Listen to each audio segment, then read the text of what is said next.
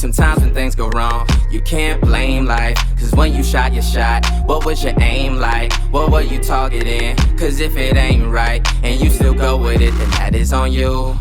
It's on you, it's on you, it's on you. What's going on, you guys? This is Rami Singh and Sam Hay, and you are listening to the Mindset Rebooted podcast. And if you are a first-time listener, thank you so much for stopping by. Here on the Mindset Rebooted podcast, we like to have conversations that help us to elevate the way we think.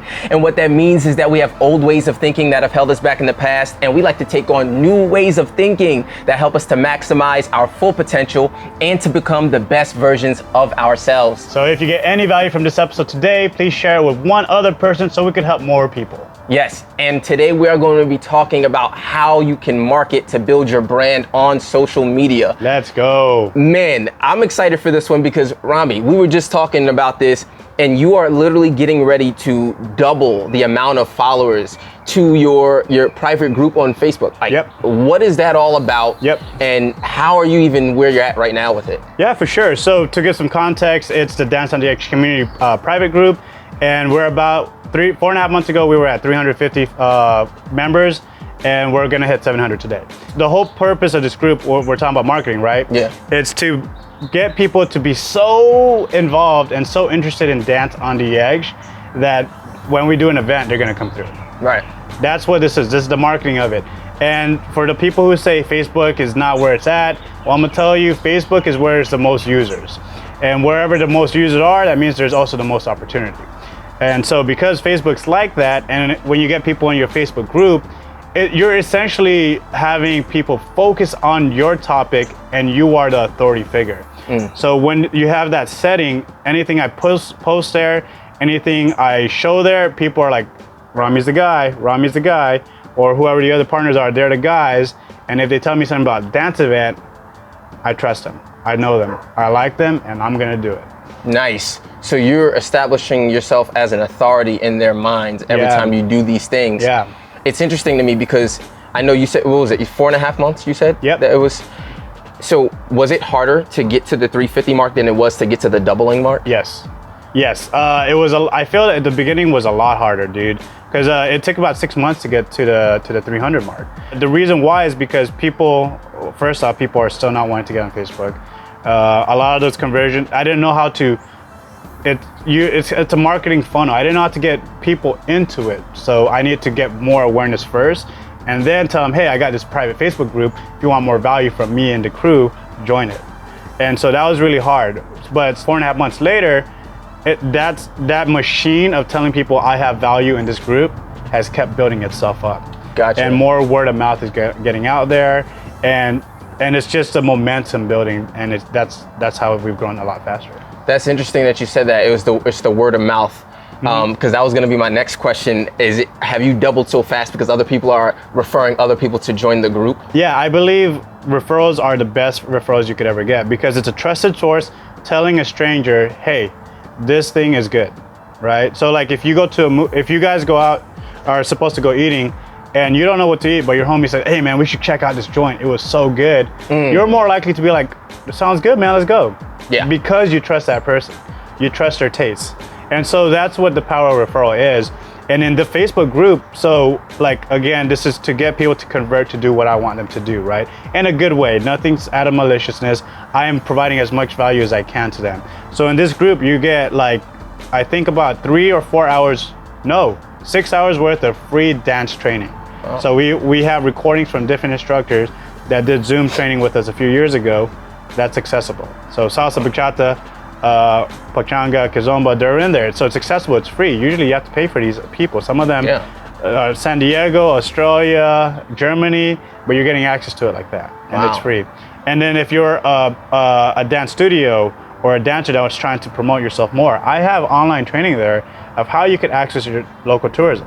And then for some of the people who join who are promoters or studio directors or team directors, I tell them, watch what I do and replicate that for yourself. Wow. And because you're seeing me grow, you obviously trust me as an authority figure, replicate this for yourself. Now, in this situation, for someone who follows what you're doing, what you're describing, how do they then convert that into income? remember, this group is to get people to know, like, and trust us so much that when we say, hey, we got some event tickets available, they're gonna buy those tickets. You know what I'm saying? And then what happens is, in this group, it's a private group, so that means you need to be approved to get in. There's no auto approval here. You gotta answer some questions for me. What's your email address? What's your email address? That is the real marketing. And then if I really wanted to go crazy, I could get your phone number too. Because I know you're gonna open up those text messages. What happened is I'm getting general awareness on my Facebook, my personal Instagram, the Downtown the Edge Instagram, where we have a lot of attention. We tell people, hey, go to this Facebook group if you want more data, more free lessons, more value than just going to an event. And you give me that email. I just built up intellectual property. And what that means, if I go to a venue, a business, I'm like, listen, we know the industry standards for events and concerts, maybe 23% open rate, according to whatever size I'm in. I'll show you that data. And that maybe their click-through rate, meaning that they click a URL link, or a hyperlink, I should say, and the email is 2%. Well, here's my stats. I have a 50% open rate with above 3.5% click-through rate. Wow. I have intellectual property. I have these very engaged fans because I'm providing as much value as I can. What does that mean to you as a business owner? Very engaged fans who will provide, You're gonna want to work with me. Yeah, exactly. Yeah, I show you how many people are in my newsletter or how many emails I've collected, and I show you how many people open, and I show you, all right. I probably would also want to know conversion too, though. Yeah. I think that's a huge metric, is understanding the conversion rate. Yes. But I think also, just like doubling back to the fact that it's a private group, the fact that people have to answer certain questions, sure, it's not a hard barrier to entry, but what I've noticed is that anytime there's any type of barrier to entry, it means that filters out some of the people who are really just there for play versus the other people who are there to actually These are people who are more interested. They're more interested. Or at least when they applied for it, they're very interested. Now it's my job, or our job is to keep them interested. But still, that's powerful in my mind, because now that means that your conversion rate should be higher. Yep. Essentially. Yep. That's awesome. And that's how you use social media as a marketing tool.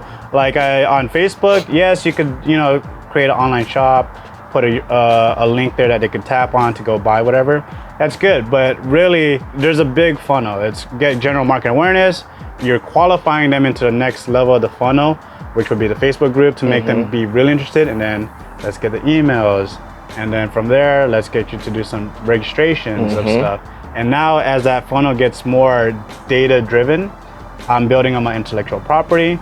I'm building up stats to know how I could convert people to do what I want them to do. And then I am bringing value when I talk to someone else. I've noticed something else too. I've noticed that you keep people interested because you're creating a lot of good content. You're saturating your pages in a good way with content. Yeah. Some of your videos have even reached over millions. Yeah, I had one over about 10 million. Yeah, that's the only one, by the way. I don't know how to replicate it. I'm not a viral guru. Hey, but most people don't even have that, right? I know that you didn't plan on that to happen, but there was definitely a steady increase in the amount of views you were getting in these different videos, because as you were putting out more. Is that really the key, to just continue to put out content and eventually it will snowball into more, or is there a little bit more secret sauce that has to go into? There's a little bit more secret sauce, but to answer your question, that is the key. You gotta publish more. Got it. You gotta publish more, because the more you publish, the more testing you have. Because if you only publish, say you're you post, when I say publish, post maybe on Instagram once a week, and you're like, oh man, it didn't really work out. No one clicked the link to go whatever. Well, how is that a big enough test size to know if that was an effective publishing? So you gotta post more often. And when you post more often, you have to post with the intent behind it. So it's not just, oh, here's a random shit, boom, I'm gonna post it up there. It has to be in keeping with your brand. So you need to think about, what do people see or think when they see your logo? What do they see or think when they hear the word Dance on the Edge, or the name of your company or your brand? The way that we shaped it is, when they think of us or hear of us, they're thinking big, open, outdoor dance, family friendly, and that it's very beginner friendly. So these are pretty much knocking out objections to people who don't want to dance. They don't want to go into a studio or a club because it's intimidating. It's confining. Well, I got you outdoors, big open space, baby.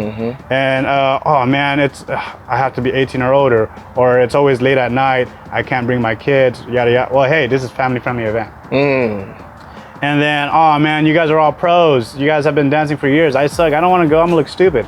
This is a beginner-friendly event. So I've knocked out all your objections. I'm showing you that in my content, in the video at the dance events. Yeah, every now and then I'll get one of the more experienced people, I'll record them. But you're seeing that this is a different vibe. Right. You're seeing that everything falls into those, and I'm giving you entertainment and education, and then 1 out of every 5 posts, or about 20% of my posts, will be asking the audience to do something for me. Whether that's go to this event, register for this event, or join our newsletter. That's a minimum, or like a minority of what I'm putting out there. So what's the ratio of how much value you provide before you ask for something in return? Easiest 80-20 rule. If you break it down to 5 posts, 4 posts is you're giving value to people, and then 1 post you're asking for something in return. Wow, I am like learning a lot, and I'm so eager to learn some more. If you have listened to this conversation, what you heard is how you can build your brand, how you can get referrals, how you can leverage the power of social media. And we're gonna keep talking more about this here on the Mindset Rebooted podcast. So stay tuned for some more great content. And until next time, Mindset Rebooted. Sometimes when things go wrong, you can't blame life. Cause when you shot your shot, what was your aim like? What were you targeting? Cause if it ain't right, and you still go with it, then that is on you.